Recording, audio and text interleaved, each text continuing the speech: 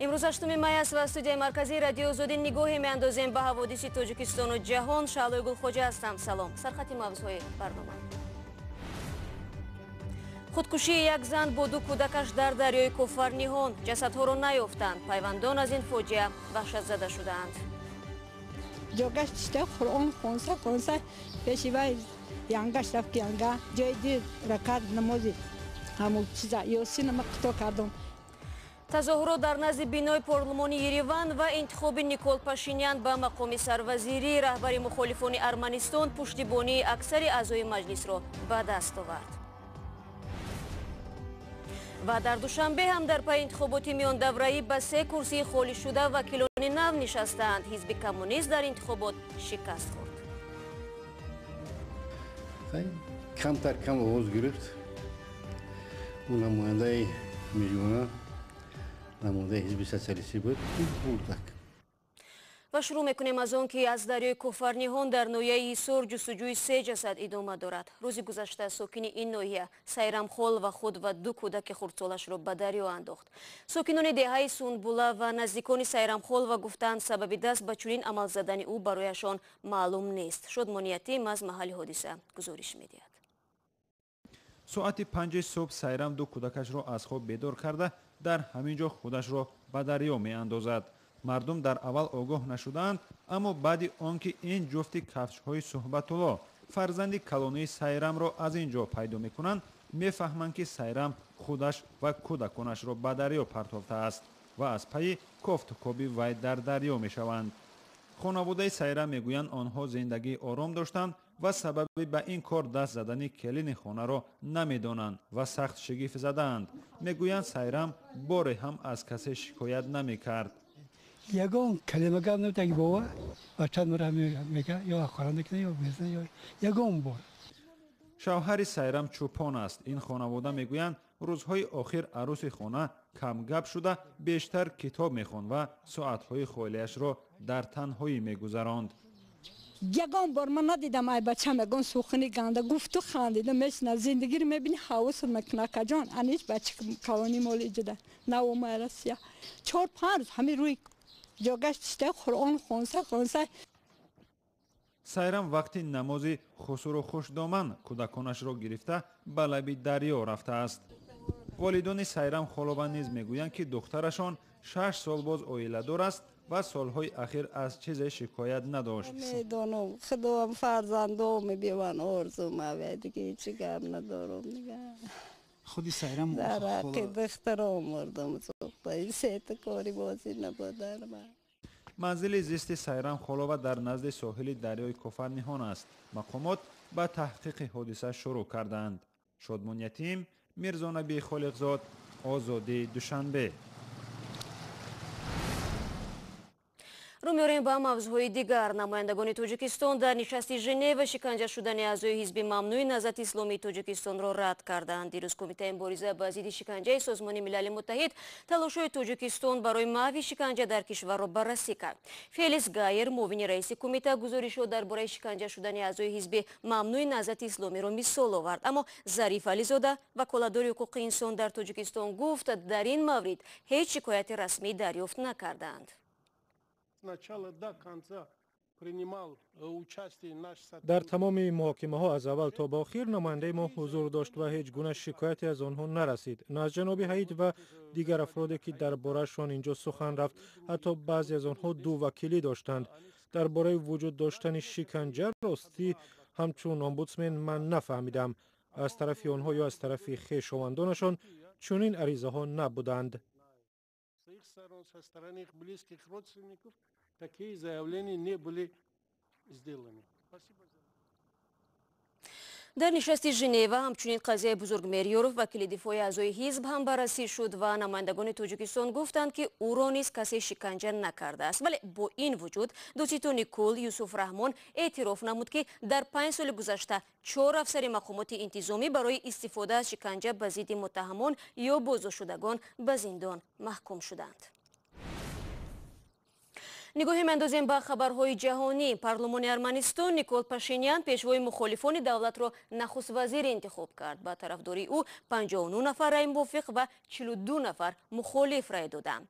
Дар берун аз бинои парлумон ҳазорон нафар дар майдони марказии Ереван ҷамъ омаданд. Аксарият тарафдорони Никол Пашинян буданд ва дар даст парчамҳои Арманистонро доштанд. Райдиҳӣ дар парлумони Арманистон бори дуввум сурат гирифт, чунки бори аввал Пашинян раи кофии вакилонро ба даст наовард. ва акнун ҷойгузини раҳбари деринаи Арманистон Серж Сарксян шуд, ки рӯзи 23 апрел зери фишори тазоҳургарон аз мақомаш истеъфо дод. Ин тазоҳуроти осоиштаи чанд ҳафтаинаро Пашинян раҳбарӣ мекард.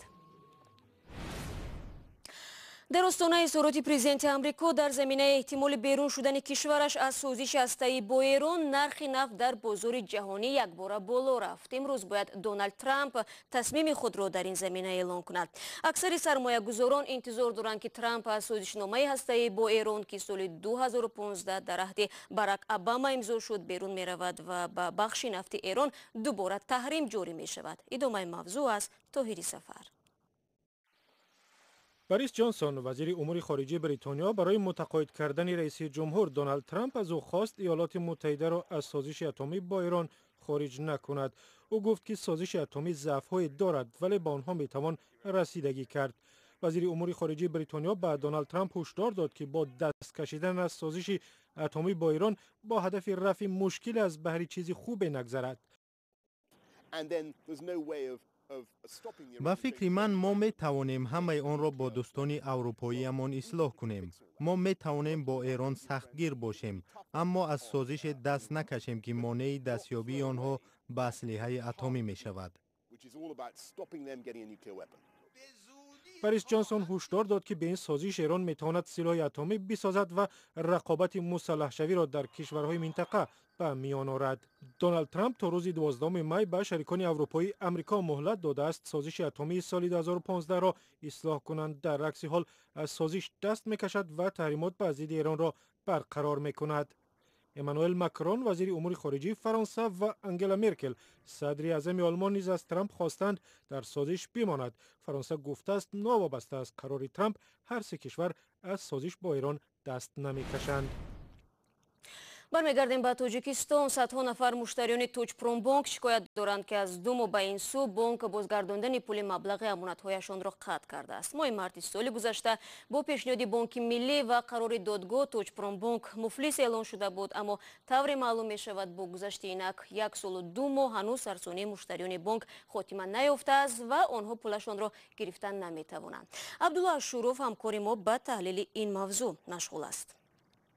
Абдулло, салом. Сабаб дар чист? Чаро бонк пули муштариёнро намедиҳад? салом Шаҳло. Сабаби асосие, ки бо гузашти беш аз 1 сол муштариён пули худро аз Тоҷикпромбонк гирифта наметавонанд, ин аст, ки дар баробари муштариён маблағҳои Бонки Миллӣ ва Вазорати молия низ дар ин бонк дар мондааст. аз ин рӯ бо дархости Вазорати молия тамоми амволи бонк ҳабс шудааст. бинобар ин мудирони муваққати бонки муфлисшудаи Тоҷпромбонк наметавонанд амволи онро ба фурӯш гузошта пули муштариёнро бозгардонанд. хуб, оё шумораи муштариён ва маблағи онҳо, ки дар бонк дар мондааст, маълум аст, Абдулло? бале Шаҳло, айни замон беш аз 600 нафар пули амонати худро аз Тоҷпромбонк гирифта наметавонанд. ҷамъи маблағҳои онҳо 90 миллион сомонӣ гуфта мешавад. чанде аз амонатгузорон дар суҳбат бо мо гуфтанд, то моҳи март бонк ба қисме аз амонатгузорон 1000 сомонӣ медод, аммо бонк пардохти ҳамин маблағро ҳам аз моҳи март ба ин су қатъ кардааст. аз ин рӯ муштариён дар як ҳолати яъсу афсурдагӣ ва асабоният қарор доранд ва мегӯянд, агар дар зудтарин фурсат мақомот ба доди онҳо нарасанд, онҳо дигар хештандорӣ карда наметавонанд. афсурдагии муштариён аз бунбасти ба миён омада аст, чун Вазорати молия на худ иқдом мекунад, ки амволи бонкро фурӯхта пулашро бигирад ва на имконият медиҳад, ки худи мудирони барҳамдиҳии бонк амволро фурӯхта пули мардумро бидиҳанд. тирамоҳи соли гузашта Хайриддин Қодиров, як муштарии ин бонк, ки $100,000 дар монда буд, даст ба худкушӣ зад. агар вазъият ба ин минвол идома кунад, дубора сар задани чунин вазъият аз эҳтимол дур нест. хуб, ба умед мебандем, ки ваз то ба ин ҳад намерасад ва амонати мардум бозпас гардонда мешавад. ташаккур, Абдулло. در انتخابات میاندورایی در دوشنبه که 2 روز پیش برگزار شد، کرسی نماینده کمونیست‌ها در مجلس شهری را میجگان رستم و نماینده حزب سوسیالیست صاحب گردید. در انتخابات 8 نامزد از 5 حزب سیاسی سبقت کردند. یک کرسی خالی شده سپون صفی‌الله‌یف بود که بعد متهم شدند به قلابی او را از مجلس خارج نمودند. همکاران ما از دوشنبه گزارش میدهند. در انتخابات میان دوره 6 می 8 نامزد از 5 حزب سیاسی برای 3 کرسی خالی مانده مجلس وکیلان خلقی دوشنبه سبقت کردند. در انتخابات میان دوره 2 نامزد از حزب خلقی دموکراتی و 1 نامزد از حزب سوسیالیستی پیروز شد. فایز زیاد نامزدی حزب خلقی دموکراتی تاجیکستان عزیزیان سمی سالی 69 از 7 فایز آواز گرفت. رستمова میجگانه صلاح‌الدینовна نماینده حزب سوسیالیستی تاجیکستان 57 از 1 فایز آواز گرفت. نماینده حزب خلقی دموکراتی تاجیکستان خب اسماعیل نورجهان جمشیدویچ 67 از 5 فایز آواز انتخاب کننده ها را گرفتند. انتخابات وکیلان خلق دوشنبه آرام برگزار شد. در قیاس با انتخابات های گذشته این نوبت حزب سوسیال دموکرات و حزب دموکرات نامزد پیشنهاد نکردند. نامزدهای حزب‌های اصلاحات اقتصادی و کمونیستی نتوانستند رأی ضروری را به دست آورند. مسئولان حزب کمونیستی با وجود آنکه هر دو نامزدشان پیروز نشد، از رفت انتخابات قناعتمندند و به معرکه‌های آینده امید می‌بندند. که انتخابات یک چیز که این مبارزه است. کمتر کم آواز گرفت. اون نماینده میجگانه نماینده حزب سوسیالیستی بود، او برد. هرچند مسئولان کمیسیه مرکزی انتخاباتی در دوشنبه انتخابات را عادلانه بهاگذاری میکنند، اما تحلیلگران میگویند در عموم نتیجه انتخابات از قبل معلوم بود. معرکه پیش از انتخاباتی نامزدها هم چندان چشمرس نبود و این است که اکثر همصحبتان رادیوی آزادی در کوچه های دوشنبه از برگزاری چنین یک معرکه سیاسی اظهار بیخبری کرده، همزمان 1 یا 2 وکیل شهری را نیز نامبر نکردند.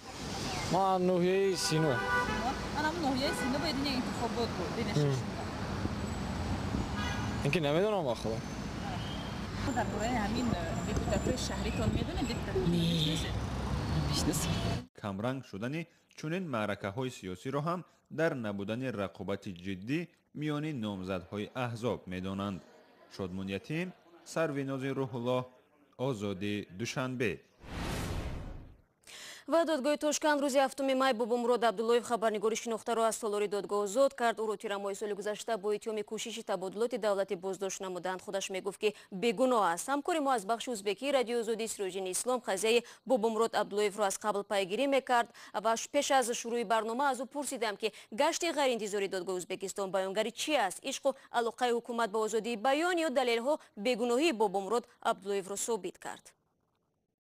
به نظرم هر دوش، چون حکومت ازبکستان و حکومت شفقت میرزیویف امروز بسیار میخواهد که آبروی کشور را به بالا ببرد، چون سالهای در قدرت بودن اسلام کریموف آبروی کشور عمدتاً در ساحه‌های حقوق بشری، آزادی بیان خیلی کاسته شده بود، کاهش یافته بود و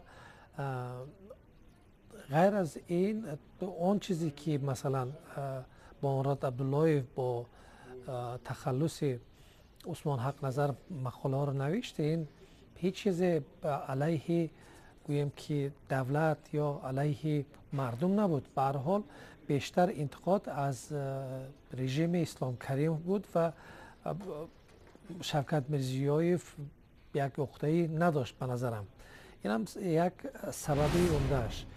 ҳамкори мо Сироҷини Ислом гуфт бо ба сари қудрат омадани Шавкат Мирзиёев вазъи озодии баён то як андоза дар Ӯзбекистон беҳтар шудааст, аммо ба ҳар ҳол боз вақт лозим аст ки вазъият боз ҳам беҳтар шавад. бо ин хабар барномаи имрӯзро анҷом медиҳем. барои дарёфти хабару гузоришҳои аз ин ҳам бештар ба сомонаи бахши тоҷикии радиои озодӣ биравед www.ozodi.org.